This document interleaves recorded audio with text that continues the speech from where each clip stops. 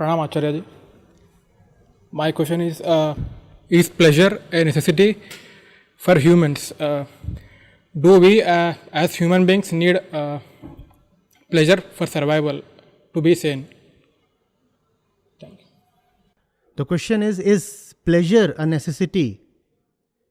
Do we human beings actually require pleasure for survival?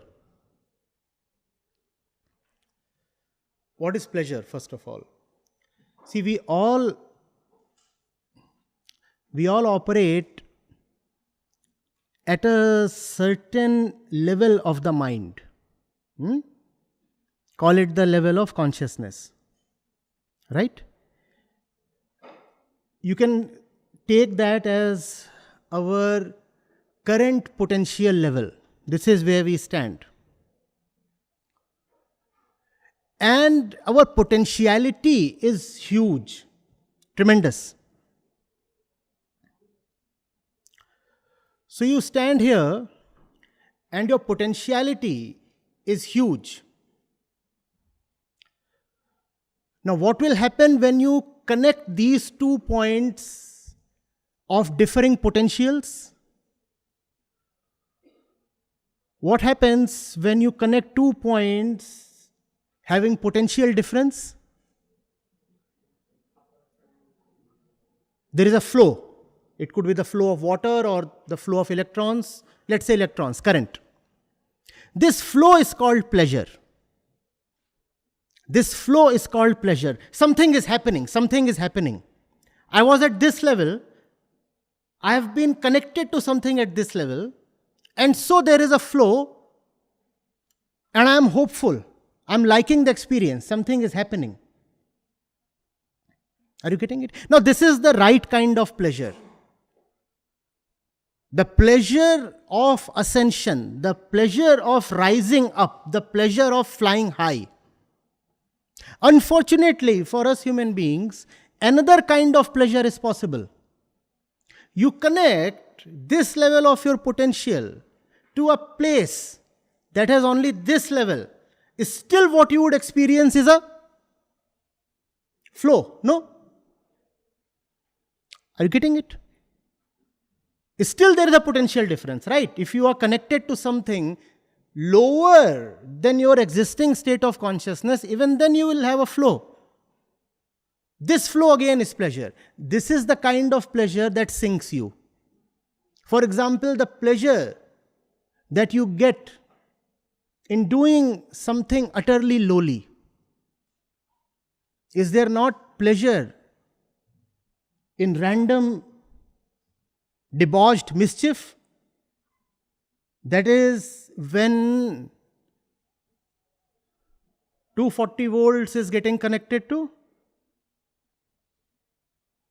100 volts. And you experience the flow. And that flow titillates. Well, something is happening. Something great is happening. The flow of energy in the downward direction. Unfortunately, most of the pleasure that we experience is the flow in the downward direction. Pleasure is greatly important. We all definitely need pleasure, but we need pleasure of the upward kind. Instead, the market serves us pleasures of the downward kind. So much so that the word pleasure has become synonymous with fall. You would hardly find anyone rising in pleasure. If you want to see somebody falling, go and watch his moments of pleasure. Those will be the moments in which he will be falling in life. That's the sad situation we have come to. But that's not necessary. In fact, without pleasure, you cannot rise. That is the importance of pleasure. And that kind of pleasure that takes you higher, there is a special name for it. It's called joy.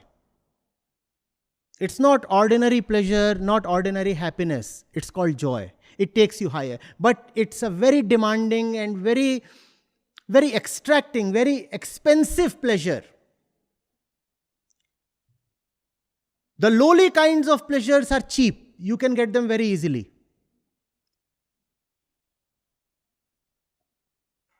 Go get drunk.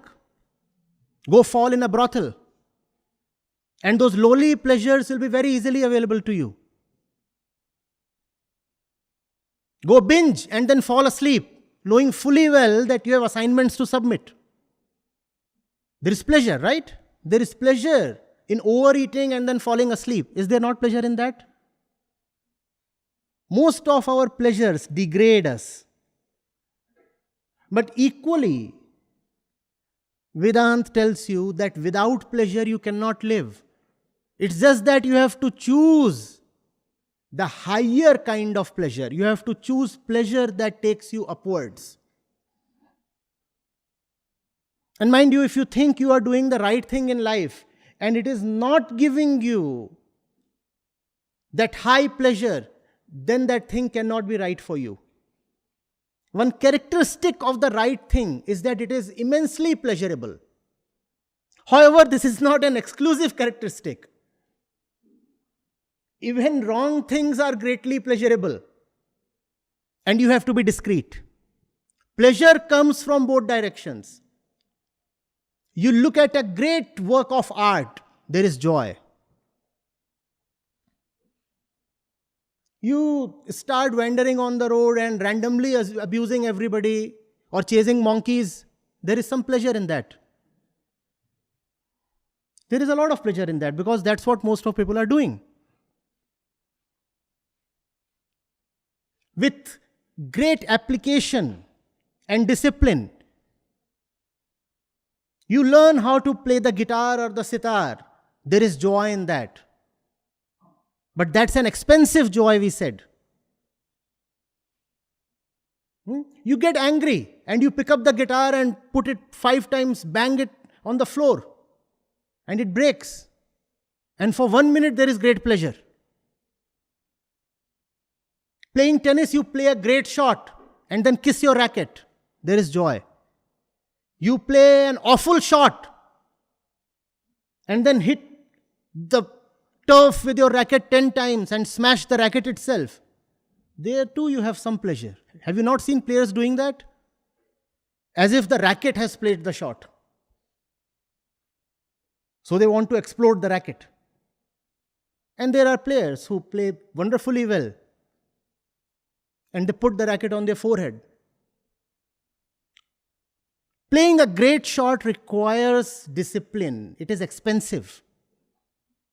It requires you to control your animalistic instincts because your instincts are telling you, what is the need for further practice? Coach, let me go home. I want to sleep. Coach, my legs are on fire. And my shoulder is hurting. And there is this tennis elbow to boot.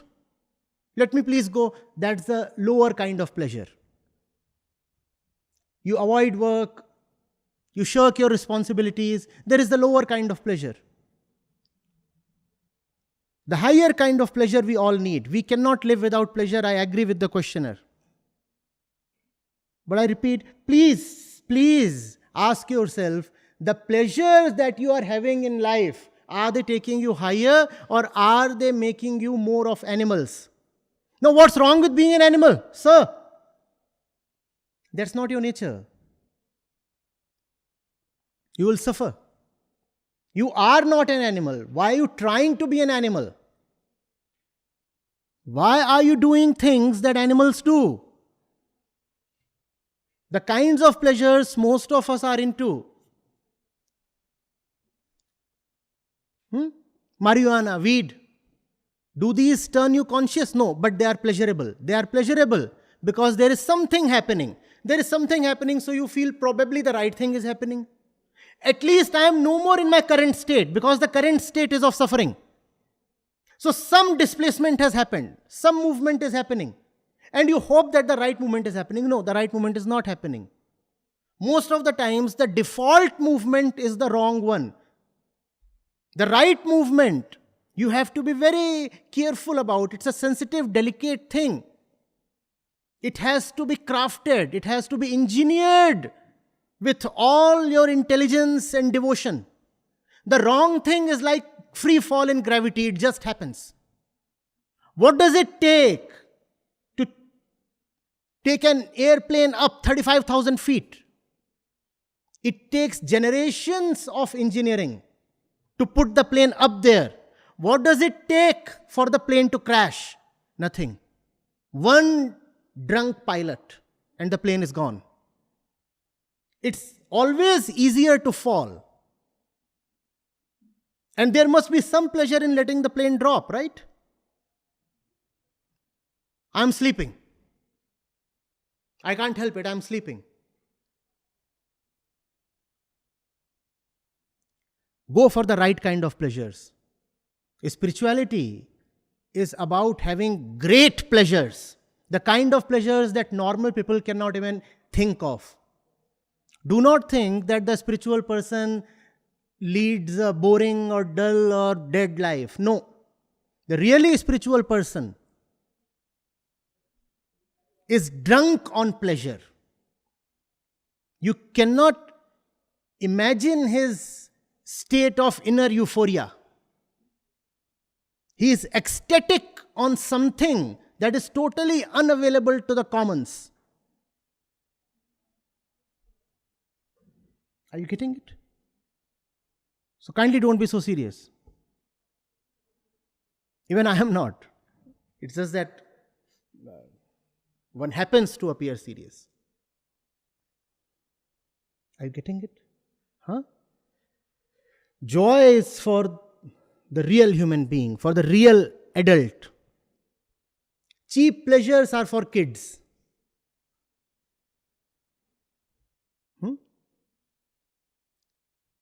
Go for the highest joys in life. That's what makes life worth living. Go for tough attainments. And by tough attainments, I do not mean things that you get by competing with a million other people. They are not tough attainments. If a million people want the same thing that you do, then you are just one of them. Are you not? Please see that. The toughest attainment is about wanting something that no one else wants. But that's not what our education and society has taught us. We have been told, a million people wrote the JEE and you are in the top 1 percentile, therefore you are special. Well, special we probably are. But think of it. Please think of it. How special are we if we have all the common desires? The one who did not get selected desired to get selected. The one who got selected desired to get selected. The desire is just the same. So where is the difference? Can you desire something that transcends commonness? Can you question the common desire itself and ask it, why am I obliged to fulfill you? You rascal, you petty desire, why should I invest my time, my life, my energy in fulfilling you? Did your desires take your permission to arise? Please, go into the process of desire. Do desires come with your consent, your permission? No. Desires just arise. And once they arise, you are a slave to them. Normal human tendency. Once the desire arises, we become a slave to them. It's just that we say, oh, these are my desires. How are these your desires when you never desired them? Do we desire our desires? No, they just come. And where do they come from? They come from influences, they come from conditioning, and they arise from the bodily configuration. And once they arise, we act as if we own them. We say, oh, this is my desire. And then we run after those desires. And 1,000 others are running after the same desires. And if we succeed in the competition, we say we are special. No, we are not. Can you question desire itself? And when you question desire itself, then you learn the right desire. And the right desire is very, very rare. And that's where joy is. That's where the highest pleasure is.